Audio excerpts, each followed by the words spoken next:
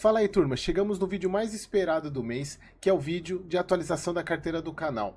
Nesse vídeo, primeiro, eu faço aquela apanhado de notícias, né, que eu chamo giro de notícias, que eu trago as informações, as notícias mais importantes sobre os investimentos que aconteceram nesse mês de novembro. Depois, eu trago a atualização da carteira, como é que está o desempenho e quais foram os investimentos que eu fiz nesse mês. Inclusive, 2 novos ativos, sendo um deles um fundo imobiliário, que inclusive, no vídeo da carteira do mês passado, eu falei que quem acertasse esse ativo, esse fundo imobiliário, ia ganhar um livro. E chegando no momento que eu estiver falando desse ativo, eu vou lá no vídeo e vou ver o primeiro comentário de quem acertou, e essa pessoa vai receber um direct e vai receber o livro em casa. Então, sem mais delongas, bora pro vídeo. Bom, aproveitando, antes de começar, eu peço aquele grande favor, se inscreva aqui no canal, não deixe de compartilhar, de curtir esse vídeo para o YouTube entender e distribuir esse vídeo para mais pessoas, tá bom? Ah, e outro ponto, eu deixei aqui na descrição desse vídeo o link para o meu grupo do WhatsApp. A gente criou uma comunidade, tem mais de 140 pessoas que a gente discute sobre fundos imobiliários praticamente todos os dias. As pessoas tiram algumas dúvidas, obviamente eu não faço nenhuma recomendação nem lá nesse grupo, nem no meu Instagram, que aliás o Instagram também tá o link aqui na descrição. Recomendação eu só faço para os meus alunos da mentoria, que inclusive já também tem o link aqui embaixo para a terceira turma, que eu devo abrir no começo do ano que vem. Então se inscreva aqui na pré-lista. Então bora para o giro de notícias. Bom, e a primeira notícia aconteceu no dia 1º de novembro, que foi a terceira queda na taxa Selic. Era um movimento esperado, o mercado já tinha precificado essa queda, até o próprio Boletim Focus, como eu vou mostrar para vocês daqui a pouco, menos a gestão da Capitânia. Esse vídeo que eu coloquei aqui, que é um vídeo que eu faço análise do relatório gerencial, que é uma nova série que eu criei aqui no canal sobre alguns fundos imobiliários, que eu vou trazer vídeos mensais sobre o relatório gerencial, analisando os movimentos, e o CPTS, que é o da Capitânia, é um deles.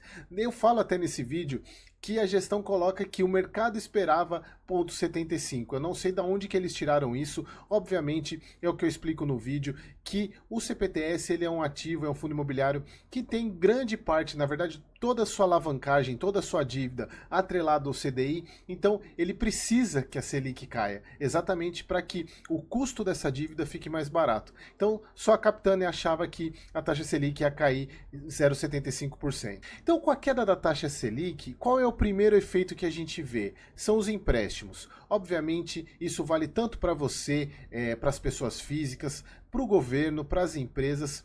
Caindo a taxa de juros, os empréstimos ficam mais baratos. Por quê? Normalmente os empréstimos eles são vinculados ao CDI ou à taxa Selic. Então, as parcelas ficam mais baratas, porque o que é corrigido, o valor de correção da parcela, além dos juros, é a correção monetária. E normalmente os empréstimos eles são vinculados ao CDI ou à taxa Selic. Então, caindo a taxa Selic, os empréstimos ficam mais baratos, as contas ficam, o orçamento fica menos prejudicado porque a parcela, o valor da parcela diminui. Então a gente já tem um primeiro impacto dessa redução de 0,5% que a gente teve, que é os empréstimos ficarem mais baratos. Agora eu quero mostrar uma imagem para você sobre o Boletim Focus. Se a gente olhar a expectativa do Banco Central através do Boletim Focus, como eu falei para vocês, que aliás é de agora, do dia 27/11, a taxa Selic deve encerrar o ano em 11,75, ou seja, provavelmente na próxima reunião, que vai ser nos dias 12 e 13 de dezembro, deve cair mais 0,5%, ou seja, caindo de 12,25 para os 11,75, que é a previsão do Banco Central. Obviamente, quanto mais próximo vai chegando a data, que a gente está chegando no final do ano, mais certa vai ser essa previsão. Então, em tese, a taxa de juros desse ano deve fechar mesmo abaixo dos 12%, lá por volta de 11,75. Vamos ver se agora a gestão da Capitânia acerta no próximo relatório. E aí, voltando para a imagem, em 2024, de acordo com o Boletim Focus, deve encerrar em 9,25 e em 2025 em 8,75. Mas aqui um ponto importante que eu preciso voltar para a imagem do Boletim Focus para trazer a comparação com algumas reuniões anteriores. Como vocês podem ver aqui, se a gente olhar o Boletim Focus de 20/10, que foi um pouco antes da última reunião, a gente pode observar que a taxa em 24 era de 9% e de 25 era 8,5%. Ou seja, o próprio Banco Central, ele entende que o governo ele não deve cumprir as metas tanto de déficit, porque ele já está projetando uma taxa Selic mais alta para os próximos anos. Ela vinha mais baixa, e aí depois dessa reunião de 20 do 10, houve um aumento da taxa Selic para os anos de 2024 e 2025, onde o Banco Central entende que a inflação ela não vai estar controlada. Vou falar um pouco mais sobre a inflação daqui a pouco, por isso que essa previsão foi um pouco acima. Mas isso não é demérito desse governo, pois como vocês sabem, a taxa Selic, é uma política monetária para controlar a inflação. Ou seja, eu não vou explicar o que é inflação aqui, tem esse vídeo aqui que é do começo do meu canal, onde eu explico o que é inflação. A taxa Selic, ela faz com que você deixe o mercado, né, na verdade o Brasil deixe o dinheiro mais caro, os empréstimos mais caros, fazendo com que haja uma retração da economia, porque as empresas elas não tomam mais empréstimos, as pessoas evitam de fazer o parcelamento porque a taxa de juros é mais alta. Então, a taxa Selic alta é a política monetária para conter a inflação. E o valor da taxa Selic, ele é calculado, definido, para manter a inflação dentro da meta. O que é essa meta? A meta é um valor inferior, a meta e um valor superior, então a inflação ela não pode sair dessa banda que eles falam, principalmente da banda superior. Ela não pode ficar acima dessa banda superior, que é um dos motivos, inclusive, que o Banco Central aumenta a inflação. Se ela fica acima da meta, ou seja, ou melhor, da parte superior da banda, do centro da meta, que a gente fala, né? Não sei se vocês já ouviram falar do centro da meta. É aí que o Banco Central entra e eleva a inflação. Porém, se a gente observar na nossa história, o Banco Central ele tem um histórico de metas de inflação desde 1999, que mede o quanto era a meta de inflação para cada ano e quanto a inflação encerrou. E se a gente observar aqui, praticamente nenhum ano desde 2014 ficamos abaixo dessa meta. Se a gente observar, em 2014 a nossa meta, o intervalo era de 2,5 a 6,5, nós ficamos com 6,41, ou seja, acima da meta de 4,5. Em 2015, a meta 4,5, o intervalo, a banda, né, que eu falei, a banda inferior e superior, 2,5 e 6,5, ficamos com 10,67 e fomos seguindo. A gente pode ver aqui em 2021 que a meta era 3,5, o intervalo era de 2,25 e 5,25, a gente ficou com 10,06, que foi o ano da pandemia. 2022 também ficamos acima da banda superior da meta de inflação que foi estabelecida pelo governo. E aí eu faço a pergunta para vocês, por que vocês acham que o Banco Central ele elevou a taxa Selic, a previsão de aumento da taxa Selic para 2024 e 2025? Lembra que eu falei que era 9, passou para 9,25 e para 2025 ela era 8 e alguma coisa e passou para 8,25? Por que isso aumentou? Aí eu vou dar a minha opinião. Como vocês podem ver nessa mesma imagem, a meta de inflação para 2023 é de 3,25 e a meta superior é 4,75. Pois segundo o próprio IBGE, a inflação acumulada ela está em 4,82, ou seja, acima da meta superior de inflação. Então isso significa que o fato da inflação dos últimos 12 meses estar acima da meta superior, provavelmente para o ano que vem vai ser difícil a meta ir para o centro, a inflação ir para o centro da meta, que a gente fala é ancorar nesse centro da meta. Hoje ela está desancorada, que é o termo correto da gente usar. Então, provavelmente por isso que o Banco Central elevou as previsões para a taxa Selic para o ano que vem. Bom, mas voltando, o segundo ponto que eu vejo de benefício para a queda da taxa Selic, e que provavelmente ela deve continuar, como eu falei para vocês antes, é a Bolsa. A Bolsa ela tende a melhorar, os ativos tendem a ficar a aumentar de valor com a queda da taxa de juros, principalmente por dois motivos. O primeiro tem a ver com a questão da dívida, como eu falei no primeiro motivo, da questão dos empréstimos. Grande parte da dívida das empresas é atrelada ao CDI. Então, se você tem uma diminuição da taxa Selic e, por consequentemente, o CDI, aí a dívida das empresas diminui, fazendo com que o fluxo de caixa dessas empresas fique mais positivo, haja um superávit, porque você tem uma redução do valor que elas têm que pagar de dívidas. E o outro ponto também é a questão da precificação das empresas, porque como é que é precificado? Isso eu já falei falei para vocês e vou falar de novo. Como é que é precificado o valor lá? Como é que você vê lá a cotação da bolsa lá sendo negociada? Como é que é feito aquilo? O mercado, ele precifica a empresa, precifica os fluxos de caixa futuro dessa empresa, ele estima um crescimento dessa empresa nos próximos anos até a perpetuidade, aí chega no valor de fluxo de caixa em todos esses anos.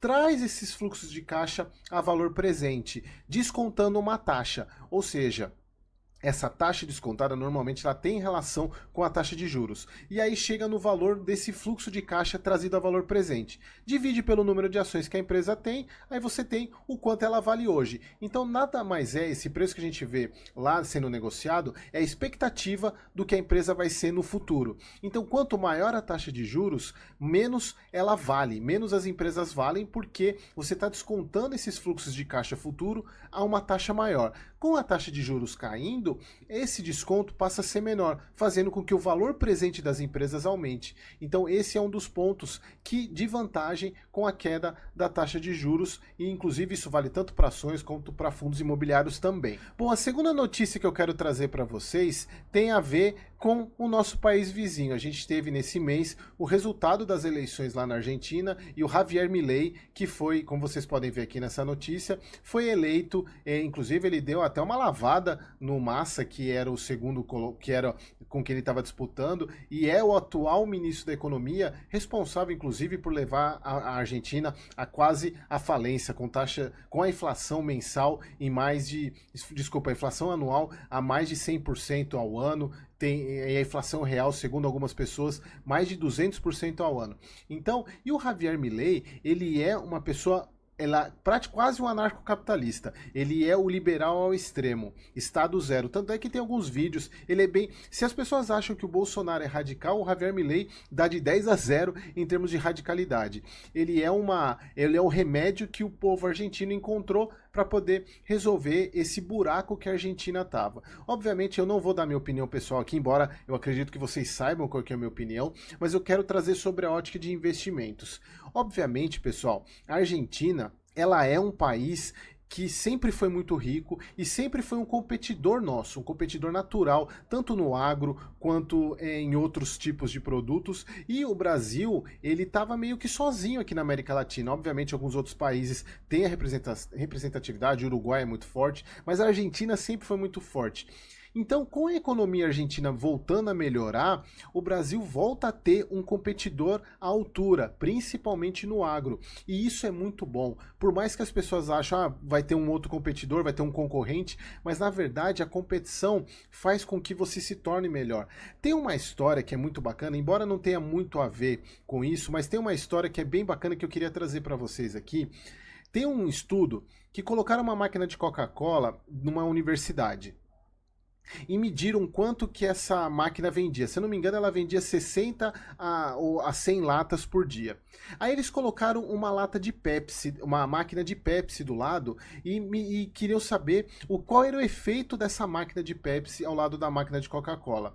Então a dúvida era, se a gente vendia 100 latas de Coca-Cola aqui com a máquina sozinha, com a máquina de Pepsi, quanto seria? Será que ia vender 50 ou ia vender 60 latinhas de Coca-Cola e 40 latinhas de Pepsi? E para surpresa de todos, cada máquina começou a vender 200 latinhas, e não é só uma. Cada máquina passou a vender 200 latinhas. Por quê?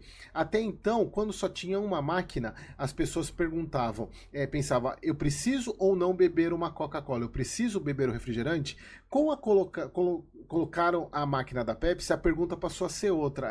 Ao invés de se eu preciso beber, qual eu escolho? Coca-Cola ou Pepsi? Percebam que mudou a pergunta? Mas o que eu quero mostrar para vocês aqui? aqui? É que em alguns casos, e é o caso que eu vejo em relação ao Brasil e Argentina, a competição ela favorece ambos os países. Você tendo um país competidor ao seu lado, produzindo produtos similares ao seu, principalmente quando eu falo do agro, tira um pouco esse lado aqui, que estava sozinho, da zona de conforto, fazendo com que ele melhore, fazendo com que ele se torne mais otimizado, a produção se torne mais otimizada. Então, é muito bom para os dois. Então, eu torço muito para que a Argentina volte para o rumo. E, por fim, a última notícia é sobre a reforma tributária. Eu não vou explicar muito sobre a reforma tributária, como vocês podem ver aqui nessa notícia, a reforma tributária ela foi aprovada no Senado e agora ela vai voltar para a Câmara para poder começar a valer. Eu tenho até um vídeo, que é esse vídeo aqui, que eu falo sobre a reforma tributária, sobre o IVA, o que esse imposto sobre valor agregado. Eu não vou entrar em detalhes aqui,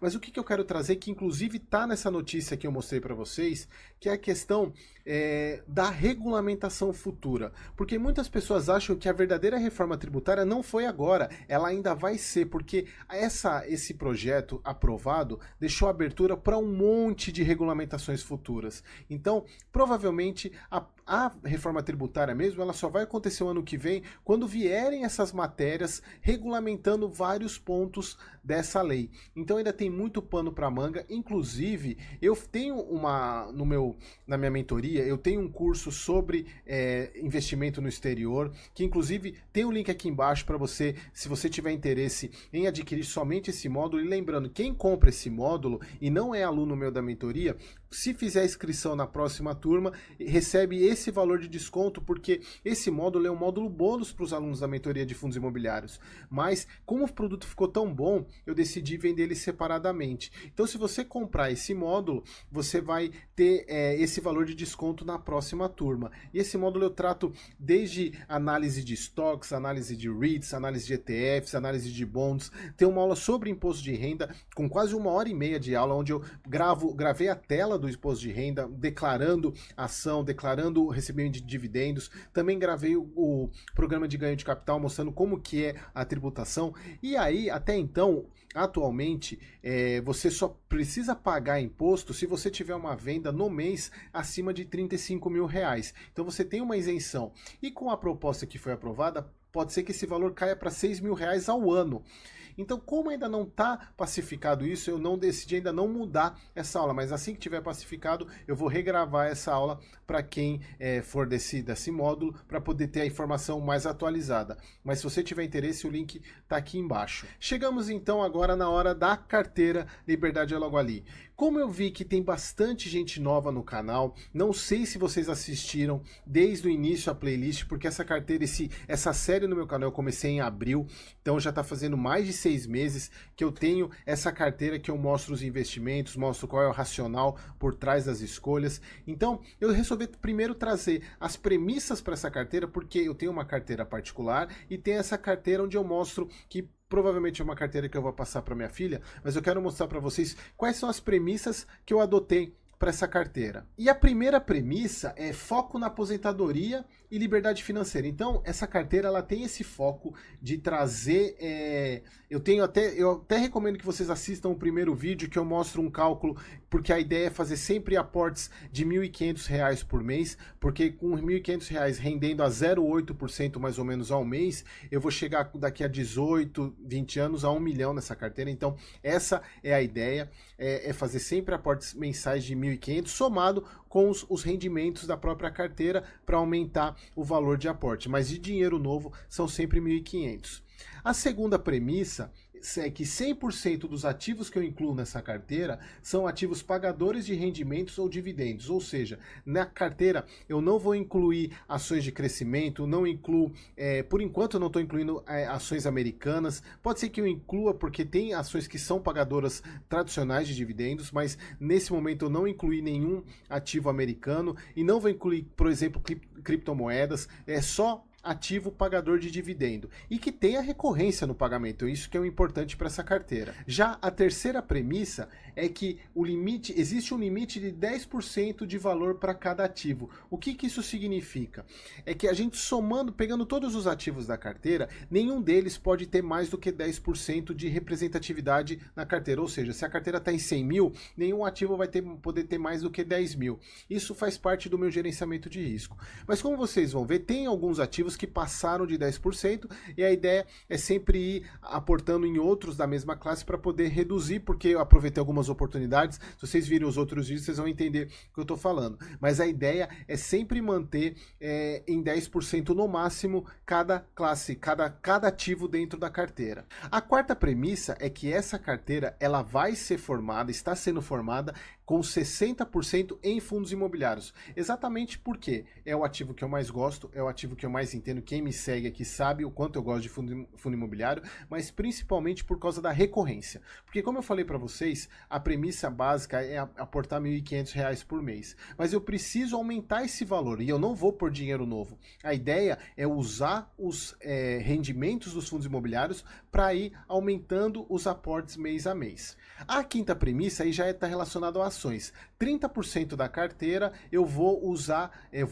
ativos e ações de empresas pagadoras de dividendos. E aí não é uma empresa que começou agora, são empresas que pelo menos de 3 a 5 anos pagando dividendos de forma recorrente. Não mensal, porque a ideia não é essa, mas que paguem todos os anos pelo menos de 6 a 10% de dividendo recorrente. Então, nos últimos 3 a 5 anos, esse é o critério para a escolha das empresas que estão na carteira. E por fim, a última premissa, a sexta premissa, é que 10% dessa carteira vai ser composta por renda fixa. E aqui eu falo tanto Tesouro Selic quanto IPCA longo, porque o Tesouro Selic é para aproveitar alguma oportunidade que apareça, alguma subscrição de algum fundo imobiliário, e a parte de IPCA é para ganhar com marcação a mercado. Tanto que atualmente a parte, vocês vão ver lá quando eu estiver mostrando a carteira, atualmente a parte de IPCA é a maior parte dessa carteira. Agora vamos para os ativos. E o primeiro ativo que eu incluí, que na verdade é um ativo novo, né, nessa carteira, não é o primeiro porque ela já tem algum tempo, mas é o primeiro ativo novo que eu incluí, e eu tenho certeza que alguém acertou, porque vamos ver lá agora essa questão de quem acertou. Foi o HGLG, que é um fundo que eu sempre venho falando, eu recomendo para os meus alunos lá com base no preço, no relatório mensal, já no terceiro ou quarto relatório que eu estou com eles de recomendação, de compra, e o HGLG está em todos eles, obviamente com o preço estabelecido, e não tinha sentido eu não ter o HGLG na carteira. Eu não vou explicar sobre o HGLG aqui, porque tem vários vídeos no meu canal sobre ele, inclusive o HGLG é um dos fundos imobiliários que eu faço acompanhamento mensal, então você vai encontrar diversos vídeos sobre o HGLG aqui. Mas vamos lá nos comentários desse vídeo, só para eu saber quem é que ganhou o livro, que foi esse livro aqui, Quem Pensa Enriquece. Esse livro aqui que na verdade não é um sorteio, né? Vai ser para quem respondeu primeiro. Vamos lá nos comentários para eu ver quem é que acertou o HGLG. Bom, o vídeo é esse aqui, que é inclusive o vídeo da capa, que é a última atualização da carteira. Vamos pegar aqui quem foi. Deixa eu dar um pause para não ouvir o som aqui. Vamos lá, tem bastante comentário. Vamos lá, quem que foi o primeiro? Deixa eu ver.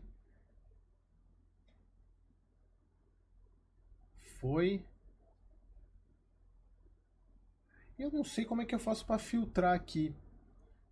Deixa eu ver se eu consigo filtrar. Ordenar por mais recentes primeiro. Vamos ver. Então, em tese, é o último aqui. Paty. Foi a Paty Tomás, a primeira que acertou. O Leandro quase acertou aqui, mas foi a Paty. Paty, eu vou mandar um direct para você e depois você me manda o seu endereço que eu vou mandar esse livro, tá bom? Quem Pensa Enriquece. Bom, e o segundo ativo novo que eu incluí, que foi uma ação, foi a Itaúsa. Pessoal, a Itaúsa já está na minha carteira privada há muito tempo e é uma excelente pagadora de dividendos. Ela voltou a pagar mais dividendos esse ano, mas eu também é uma ação que tem que estar numa carteira de dividendos. Então, primeiro, deixa eu só mostrar a Itaúsa aqui. Eu vou entrar aqui para vocês no site de RI dela. Só vocês virem aqui, Itaúsa. Vamos dar uma olhada no último resultado, só para vocês verem de que empresa que eu estou falando. Só vocês virem aqui resultados, né? Ver resultados. Só a gente pegar aqui relatório de administração. Vamos pegar do último trimestre, do terceiro trimestre. Então, olha só. Empresa com lucro recorrente absurdo. 4,6 bilhões, 29% versus o terceiro trimestre do ano passado.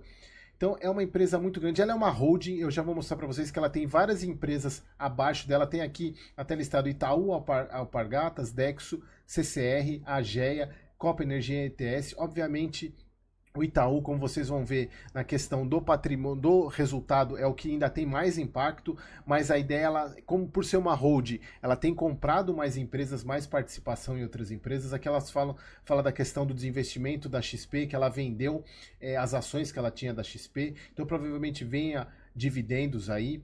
Aqui só para vocês verem a questão do resultado individual gerencial de cada empresa, deixa eu só dar uma aumentadinha aqui, olha só.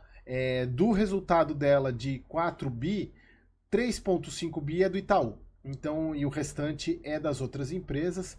Então, ainda o resultado do Itaú, ele é praticamente 90% do resultado da Itaúsa, por mais que ela participe, acho que a participação da Itaúsa no Itaú é de 35%, se eu não me engano, mas o resultado é proveniente basicamente do Itaú. Então, tem algumas pessoas que falam que não tem muito sentido você ter Itaúsa e Itaú na carteira, o que eu discordo, porque a Itaúsa, embora ela seja a controladora do Itaú, ela está aumentando a participação em outras empresas, então não acho que tenha sentido, embora eu não tenha Itaú, eu tenho Itaúsa e eu tenho Bradesco, outro banco.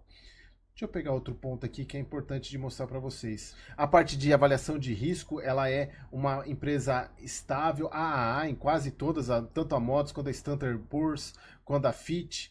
Ela é uma empresa muito estável. Isso aqui é muito importante por causa da emissão de debêntures que a empresa faz. Então isso traz uma classificação importante para ela captar dinheiro através de debêntures. Aqui a questão de pagamentos, que vocês vão ver daqui a pouco quando eu falar sobre o cálculo do preço justo. Mas um ponto que é importante, que a gente tem que ter atenção, principalmente com o setor bancário, é a questão de que existe uma proposta, inclusive na reforma tributária, para a parte de renda, é acabar com o juros sobre capital próprio. Que juros sobre capital próprio é a principal ferramenta de distribuição de bancos. Então, se acabar com o juros sobre capital próprio, pode ser que essas empresas venham a sofrer. E no caso da Itaúsa, também tem um ponto que é a questão da tributação sobre os dividendos. No caso de Hold, é a empresa que mais tem esse impacto. Por quê? Ela recebe os dividendos das empresas que ela investe e repassa dividendos para os acionistas. Então, em tese, a tributação dos dividendos acaba que uma Hold ela vai ser bitributada, perdendo grande parte da sua atratividade. Então a gente tem que ficar de olho nisso para saber se isso de fato vai acontecer. Aqui a gente vê o crescimento dos proventos pagos, de 25 para 40, foi o que eu falei para vocês, ela voltou a pagar mais. Aqui o que eu falei, a participação dela de cada uma das empresas, né? Itaú, XP, Alpargatas, ela está fazendo o desinvestimento da XP, Alpargatas, Dexo, CCR, Ageia.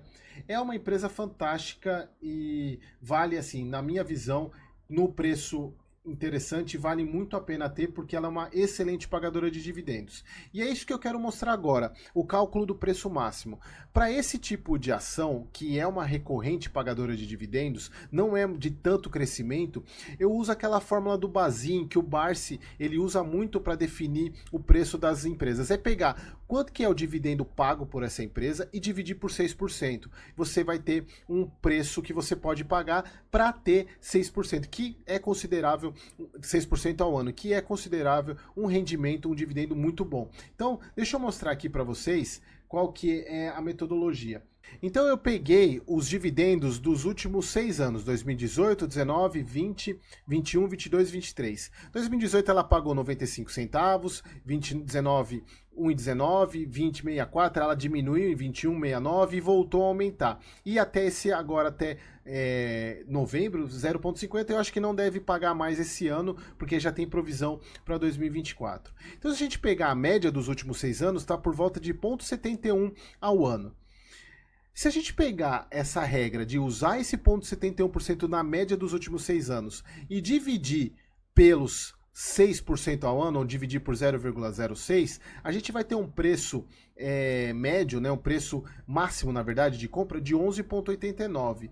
E a Itaúsa, ela está sendo negociada na casa de 9, inclusive 6,6 do 11 foi a data que eu incluí. Eu paguei 9,04, se eu não me engano, ela fechou a 9,8. Mas mesmo assim, se a gente observar, ela não passou de R$10. Então eu vejo que Itaúsa ainda está com uma margem muito interessante para quem quer investir. Foi esse o principal motivo que eu incluí na carteira. Falando nisso, vamos para o Domo agora que eu vou mostrar a carteira em si. Pessoal, antes de te mostrar no Domo, eu entrei na Nuinvest só para vocês observarem que não é brincadeira, que é dinheiro real mesmo, é a carteira que está lá. A gente vai entrar no Domo, porque no Domo é mais fácil de mostrar a questão das participações e tudo mais.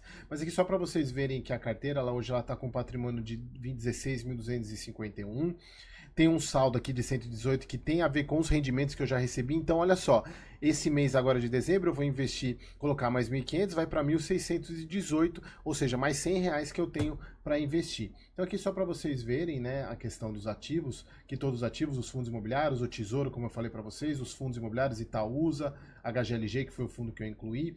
Mas agora vamos lá para o Domo para a gente ver a carteira. Bom, como vocês podem ver aqui, ela dá um pouquinho de diferença, né? O patrimônio está 16.138, é porque ela não considera esse valor de conta aqui que eu tenho. Então, tá vendo, ó, 16.133, tá muito parecido, né? Tem umas questões de atualização que é tranquilo. Então, eu tenho o valor aplicado de 15.653, o patrimônio 16, ou seja, está com uma rentabilidade aí de 3,10. Se a gente observar aqui a questão do retorno, ela está acima do CDI já, que é muito importante, embora ela tenha começado aqui, ó, em abril, dia 3 de abril foi o primeiro aporte que eu fiz nela, então ela já tem alguns meses.